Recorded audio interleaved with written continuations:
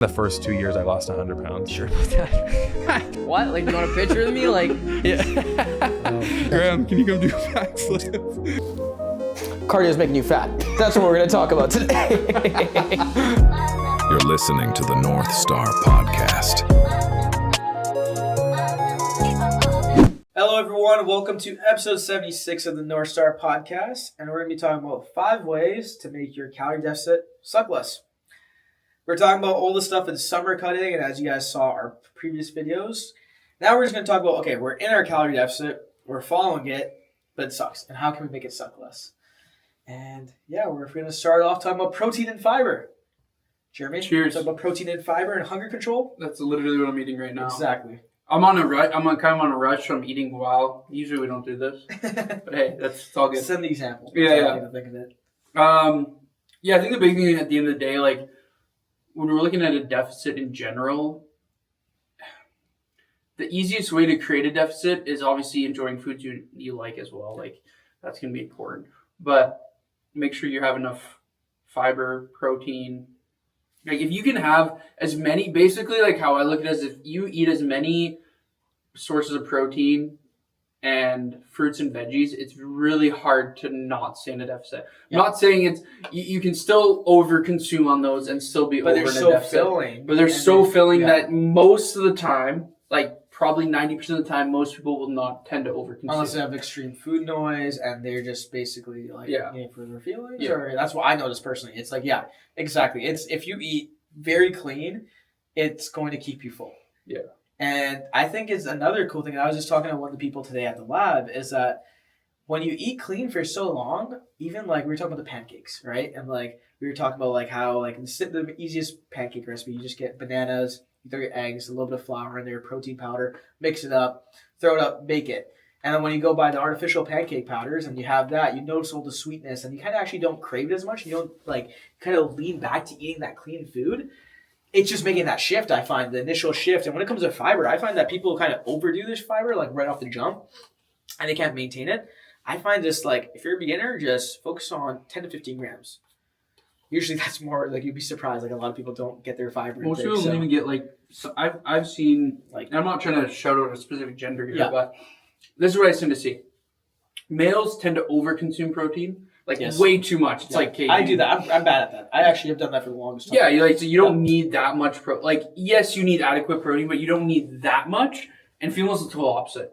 Yeah. Females tend to like not have enough at all. I've literally seen people like give me days of eating, and I'm not like putting anyone down for this, but I've seen females send me their days of eating. They have like 20 or 30 grams a day. I've seen it like lows of like I've never seen 20, 30, but I've seen people message me like, okay, this like consistently eating like 50 to 80 grams of protein. And I'm like, oh my God. I'm like, how?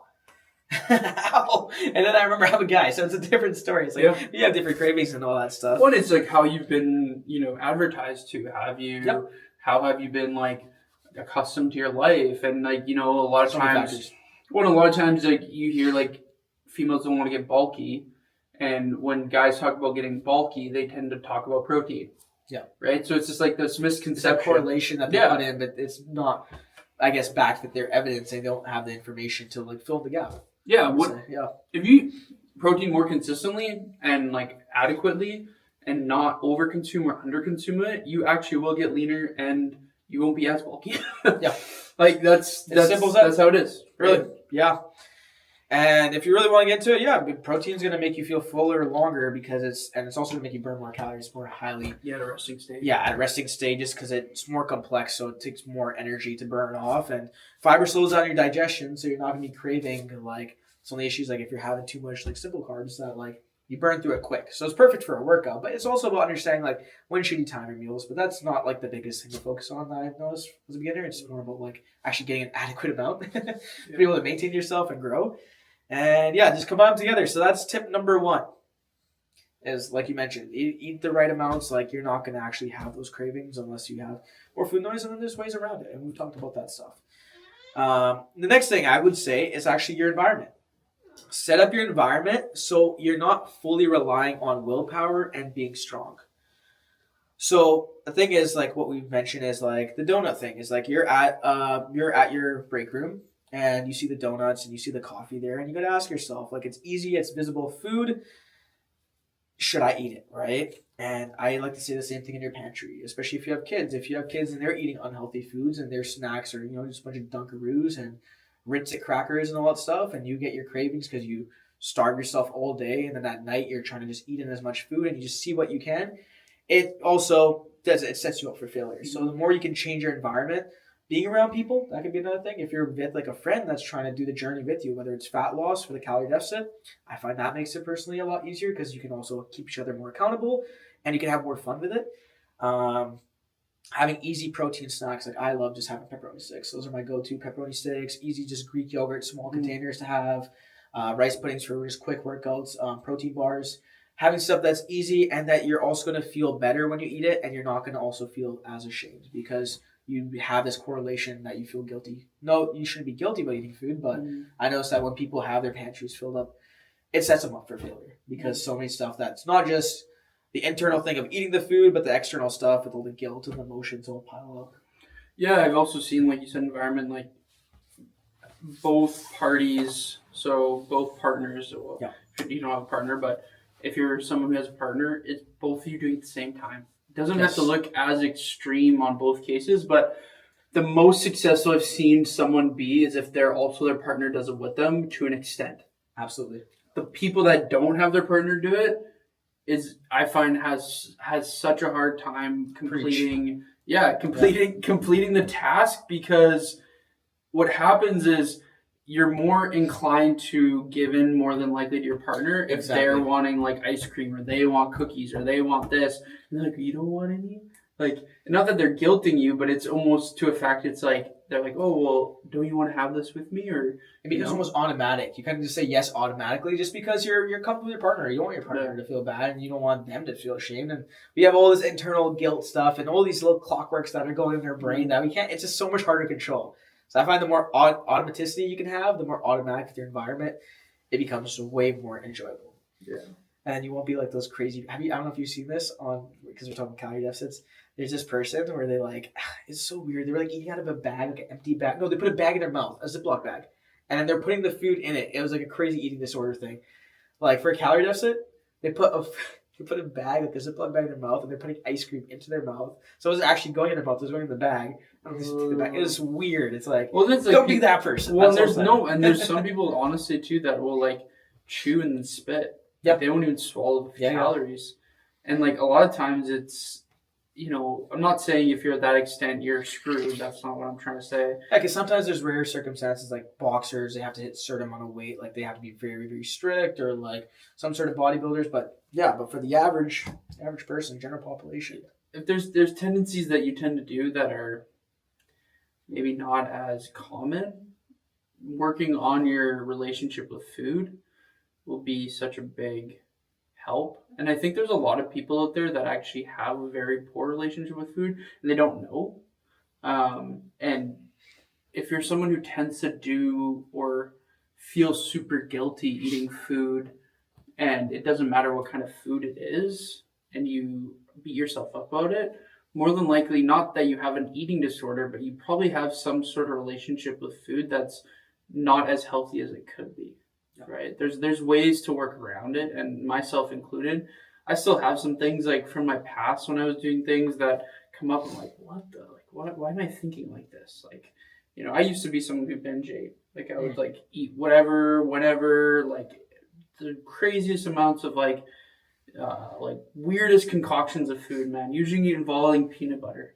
Yeah, it's always peanut butter always comes out in those binges for some reason, and what I realized was, you just, once you kind of understand it, and dude, I can't even tell you, like, in all honesty, and it's not a flex, but like, I can't tell you the last time I binge ate. Like, I can't. You just don't have those thoughts anymore. No, I don't, because I worked on my relationship with food, right? Yeah. And I think if you can really work on that, the rest of the stuff will come easier. It'll never be easy. It's always going to be a challenge. You're always going to have to question yourself. You're always going to have to, like, remind yourself of stuff, but it does become easier. That's for sure. Yeah. So that's the biggest thing. Yeah. But other than that, man, I think the other notes here, I know that we were going to talk about is sleep and, having kind of like, I guess, meal timings, I guess. I think the big thing with sleep, I'll just kind of bang it out. We've talked about this countless times. It's if you're not getting enough sleep, fat loss is just going to be harder. Yeah. I'm someone who's kind of going through that process. For some reason, I cannot fall asleep recently. And I'm feeling it in the morning. And not that my cravings are that bad. I'm pretty good at controlling it. But man, is it hard to make choices. Better choices when it's like that. Like, I'm at a point where I've built a pretty good relationship with food and understand myself enough because I've been doing it long enough that I can, differ if it's a craving, if it's not, if it's what it is. But man, does it make it harder. Yeah. So you have an internal dialogue where you can like kind of steer yourself in the right direction, but because of sleep deprivation. Yeah. I mean, like it's just a biological thing. You just have more hunger, but it's just because you have less energy and you have less of those fullness signals in your brain. Well, and it's just harder to, in general, to make choices when you're just tired. more clouded. Yeah. Not just in food, just in general in life. Yeah. Like you're not gonna go want to do the workout. You're not gonna go want to like do this. And I think sometimes at the end of the day, it's there's certain stimulants and things that can kind of get you through it, but eventually you're going to kind of get a hit point, and it's I always notice I get headaches after that. Like I get like the worst headaches when I like just push through it. Like I always end up getting a migraine right after. My Oura Ring's pissed at me. Yeah. Right now. Fuck, dude. I mean, you got jet lag and all that stuff. Well, and I think too for me, it's the biggest thing is I don't know what kind of like person you are, but I'm definitely someone who could stay up late, and I would rather sleep in than go to bed early and wake up early. I've noticed I'm kind of both. So yeah, I know I'm 100% that. Like that's why I don't start work until later because I know that for myself. That's your circadian rhythm. Yeah, and I don't mind working later. Like I don't mind working until 8 or 9 p.m. Where some people are like, oh man, I'm so happy I'm off at 4 p.m. I'm like, oh man, like 8, 9, like those are my hours, man. Those are like my good hours. Like that's when I feel good, right? But again, everyone's different. Everyone has their different kind of way of going about it. And I guess the last point here is about eating around your hunger, your real hunger. Yeah, so again, kind of come back to your relationship with food. Knowing the difference between hunger or cravings.